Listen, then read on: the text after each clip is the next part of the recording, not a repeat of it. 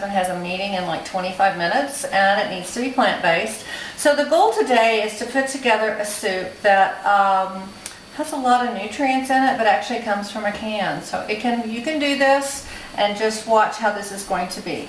The other piece of this is my husband suggested that maybe not everyone has an immersion blender or a blender in their house. So we're going to make a chickpea tomato soup with some different spices. I'm going to show you how you can flex that. To get us started though, we're going to use a can of chickpeas. Normally I would probably try to do this in a blender and do this at the very end. But we're going to save my husband's idea of just kind of mashing them and kind of getting them started.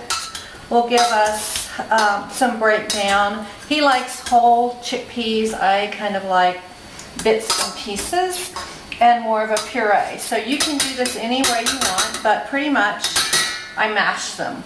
And as we go through this, there's also some things I can do on the induction cooktop that you can't do on an electric stovetop or gas grill. So if you see things that I'm doing on my cooktop, maybe not do this at home unless you have an induction cooktop. So the next thing we're going to add is a can of really tomato soup. You want to go with low sodium and make sure that there's not any high fructose syrup in it.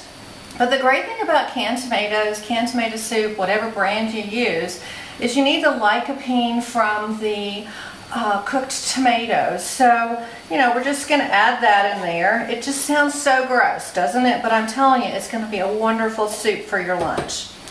5 minutes plus a topping.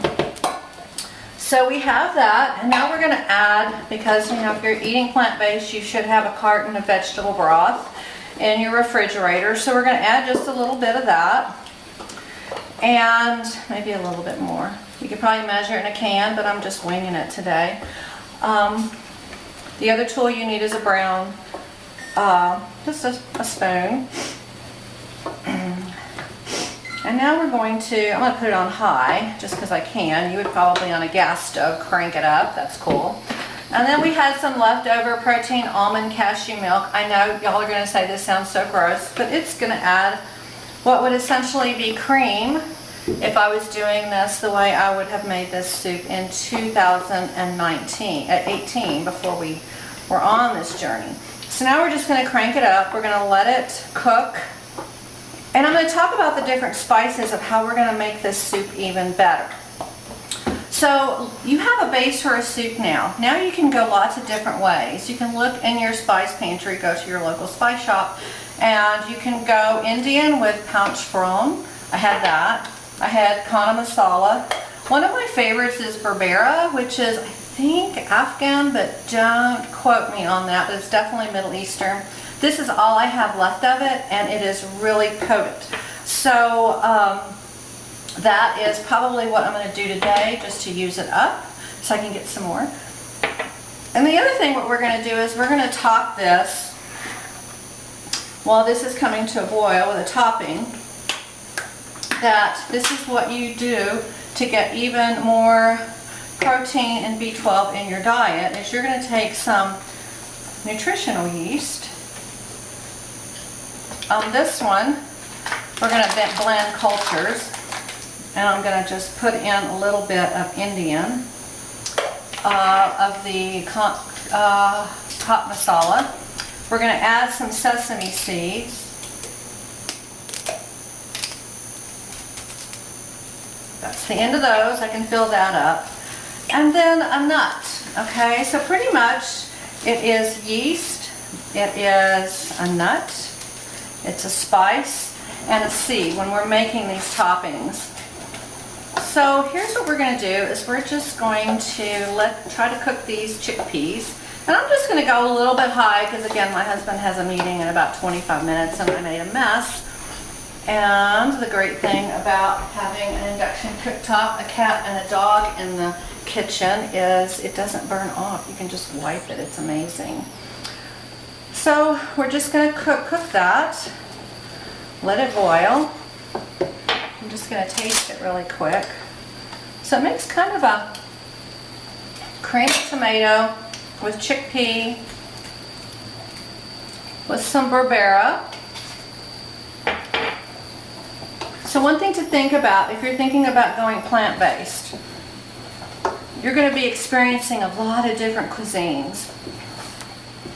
And so as you work through plant-based, you're going to be, trying some things you may like or not like, or blending cultures like I did today with some Berbere and some Indian. You're going to expand your palate. It's really cool. It's like taking a trip around the world.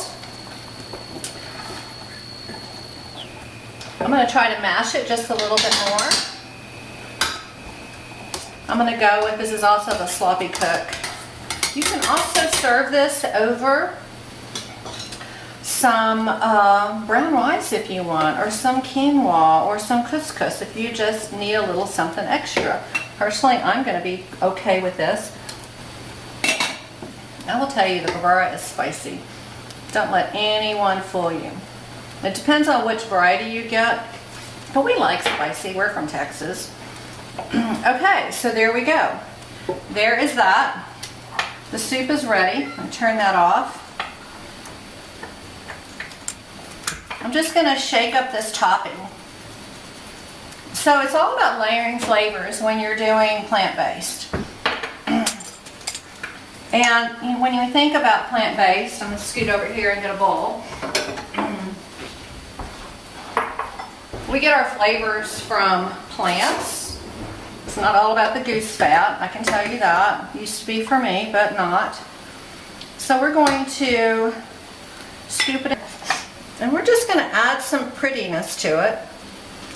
And if I wasn't trying to keep this at a 5-minute video, I should have had my cilantro ready to go. And I would put some greenery on it because the cilantro gives it a nice flavor, and then also some greenery. It's layering flavors, it's layering colors, it's experiencing different cuisines, and then trying to make it fast as well. So I hope you enjoyed this short video. This is a quick lunch that anybody can do, and all you need is a spoon and a masher, and you got it. All right, thanks for joining.